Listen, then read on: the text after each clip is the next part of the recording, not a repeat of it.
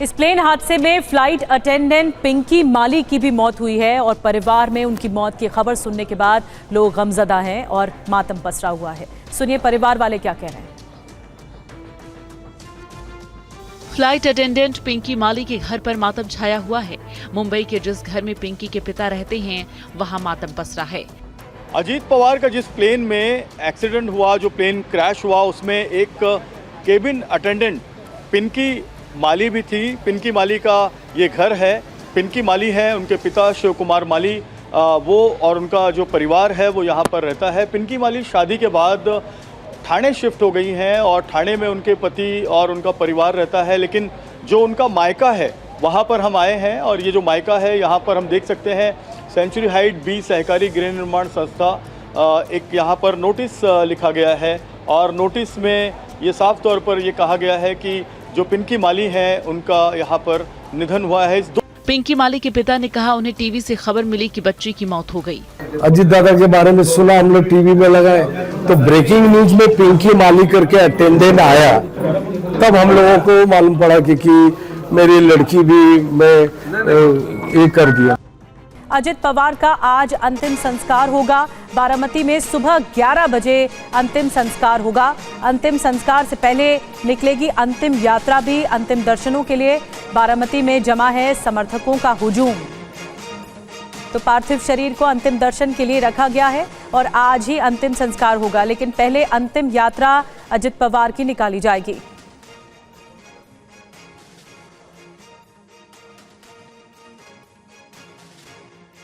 तो बारामती से लेकर मुंबई तक समर्थकों का हुजूम देखने को मिल रहा है। अजित पवार के विमान का अब आपको बता दें एक नया वीडियो सामने आया है और ये वीडियो हादसे से ठीक पहले का बताया जा रहा है।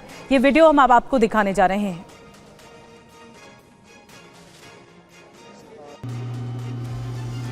आसमान में गोते खाता हुआ ये वीडियो उस विमान का है जिसमें महाराष्ट्र के डिप्टी सीएम अजित पवार समेत 8 लोग सवार थे। ये वीडियो गोजूबावी ग्राम पंचायत के सीसीटीवी में कैद हुई है, जिसमें विमान को टेढ़ा होते हुए देखा जा सकता है और बताया जाता है किसी के बाद हादसा हुआ और किसी को बचने का मौका नहीं मिला। सीसीटीवी की तस्वीरें सुबह 8:43 की हैं। वीडियो में दिख रहा है ये विमान बहुत कम ऊंचाई पर था और जमीन से टकराते ही विमान आग की गोले में तब्दील हो गया।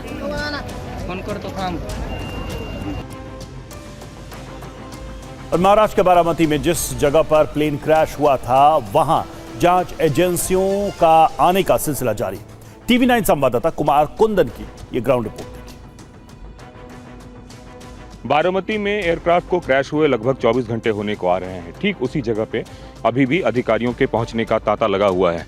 आप तस्वीरों में देख सकते हैं कि दूर से आपको नजर आ रही होगी, वहां पे बाकायदा जो अधिकारी हैं वो पहुंच रहे हैं और अभी भी उस पूरे इलाके को बैरिकेड किया हुआ है और जितने भी एआई के अधिकारी हैं, डीजीसी के अधिकारी हैं, कल भी आके यहाँ उन्होंने रेकी की है और आज भी यहाँ पे आपको तस्वीरों में नज़र आ रहा होगा कि सारे के सारे लोग यहाँ पे पहुँचे हुए हैं। यह जानने की कोशिश कर रहे हैं कि आखिर कौन सी ऐसी वजह हुई जिसकी वजह से ये हादसा हुआ। तमाम तरह की तस्वीरें हैं और कई सारी ऐसी बातें हैं जिसको जानना बेहद ज़रूरी है। विमान कंपनी की तरफ से यह बताया गया है कि जो परिचालन कर रहे थे उनकी तरफ से यह बताया गया है कि यह पूरा का पूरा इलाका एक तरीके से विमान में किसी भी तरह की कोई खराबी नहीं थी और दूसरी तरफ यह बताया जा रहा है कि लैंडिंग के समय ये क्रैश हुआ है। जो तस्वीरों में आपको दिख रहा होगा कि गाड़ी वहाँ पे खड़ी है पुलिस की। पूरा खुला मौसम है, जैसे कि अभी अगर हम आरवीआर की बात करें तो जहाँ तक नज़र जा रही है वहाँ तक आपको नज़र आ रही होगी। मौसम भी कल कुछ इसी तरीके का था, सनी वेदर था। तो ऐसी स्थिति में इस मौसम में ऐसी क्या वजह आई कि पायलट को रनवे नहीं दिखा, यह भी एक बड़ा सवाल है। इसके साथ साथ एक सवाल यह भी उठता है कि आखिरकार जब पहली बार एटीसी ने बोला कि आप गो अराउंड कीजिए, उसके बाद दोबारा जब पायलट रनवे पे लैंड करने की कोशिश किया तो फिर वो रनवे पे क्यों नहीं आ पाया। इस तरह के कई सारे ऐसे सवाल हैं जिस सवाल का जवाब फिलहाल अभी जो डीजीसीए के अधिकारी हैं और जो इन्वेस्टिगेशन टीम है वो तलाशने की कोशिश कर रही है। और इस दर्दनाक प्लेन हादसे में को पायलट शांभवी की भी मौत हुई है। शांभवी के घर में सन्नाटा पसरा हुआ है। उसे पायलट की ट्रेनिंग देने वाले ये कहते हैं कि वो अपने काम में बहुत तेज थी। अजीत पवार के प्लेन में को पायलट शांभवी पाठक की भी मौत हो गई। शांभवी दिल्ली के सफदरजंग एन्क्लेव में रहती थी। मौत की खबर के बाद से परिवार में मातम छाया हुआ है। पिता बेटी का शव लेने महाराष्ट्र गए हुए हैं। शांभवी पाठक का एक घर है 313 और फिलहाल यहाँ पर पूरी तरीके से गम पसरा हुआ है, क्योंकि जिस तरीके से ये प्लेन हादसा हुआ इसमें 5 लोगों की मौत हुई है, जिसमें खुद अजीत पवार और साथ में जो उनके एक सुरक्षाकर्मी थे वो, और जो कैप्टन थे इस फिल्म में सुमित कपूर, और साथ में शांभवी और एक और अटेंडेंट थे, उनकी इस मामले में दुखद मौत हो गई। यहीं पर शांभवी का परिवार रहता था। फिलहाल जो उनके पिता हैं वो शव के को लेने के लिए महाराष्ट्र गए हुए हैं। शांभवी पाठक ने इंदौर के इसी फ्लाइंग क्लब से पायलट की ट्रेनिंग ली थी। शांभवी जहाँ तक मुझे मालूम है अप्रॉक्सीमेटली 2018-19 में यहाँ पर थी, और उसने इंस्ट्रक्टर रेटिंग का कोर्स मेरे अंडर में किया था। मैंने ही उसको ट्रेन किया था। करीब 41 घंटे की फ्लाइंग उसने करी थी, और 3 से 4 महीने के लिए यहीं थी। और अजित पवार का विमान कैसे क्रैश हुआ इसकी जांच चल रही है, लेकिन हादसे पर सियासत भी गर्म है। ममता बनर्जी ने जांच की मांग की है। ममता के बयान पर शरद पवार और देवेंद्र फडणवीस ने क्या कहा है, दिखाते आपको इस रिपोर्ट।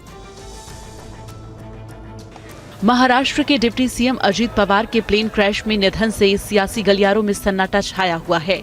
उनके कार्यकर्ताओं और परिवार वालों में शोक की लहर है, लेकिन ममता बनर्जी से साजिश बता रही हैं। There is no safety and security of the people of this country. Even the political leaders, I do not know what is the fate of the opposition political parties. And now what happened today, I need proper investigation under the supervision of Supreme Court. Only we have the trust on Supreme Court, no other agency. वहीं अजित पवार के चाचा शरद पवार ने कहा कि ये केवल दुर्घटना है, इसमें कोई राजनीति नहीं है।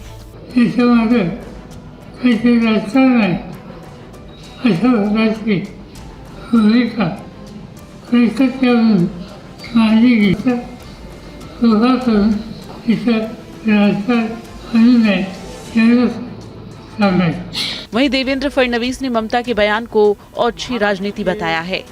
मुझे बहुत दुख है कि ममता दीदी जिस प्रकार से राजनीति में नीचे के स्तर पर जा रही है, ये अपने आप में बहुत ही दुखदाई है, बहुत ही गलत है।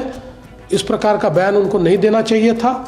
इस प्रकार से एक हमारे बहुत करीबी और महाराष्ट्र के लाडले नेता के निधन पर राजनीति करके उनका अपमान करना, ये बहुत गलत बात है।